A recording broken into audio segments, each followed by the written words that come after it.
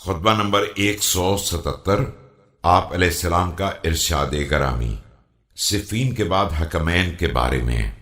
بسم اللہ الرحمن الرحیم۔ فأجمع رأي ملئكم على أن اختاروا رجلين فأخذنا عليهما أن يجعجعا عند القرآن ولا يجاوزاه وتكون ألسنتهما معه وقلوبهما تبعه فتاها عنه وترك الحق وهما يبصرانه۔ تمہاری جماعت ہی نے 2 آدمیوں کے انتخاب پر اتفاق کر لیا تھا۔ میں نے تو ان دونوں سے شرط کر لی تھی کہ قرآن کی حدوں پر توقف کریں گے اور اس سے تجاوز نہیں کریں گے۔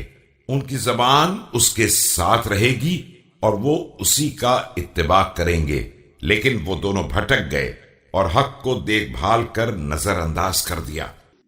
وكان الجور هواهما والإعوجاج دأبهما وقد سبق استثناؤنا عليهما في الحكم بالعدل والعمل بالحق سوء رأيهما وجور حكمهما۔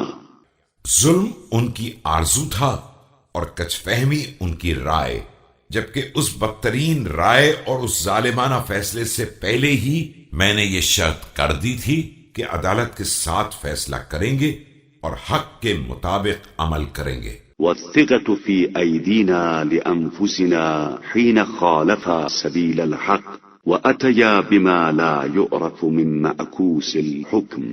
لہذا اب میرے پاس اپنے حق میں حجت و دلیل موجود ہے کہ ان لوگوں نے راہ حق سے اختلاف کیا ہے اور طے شدہ قرارداد کے خلاف الٹا حکم کیا ہے۔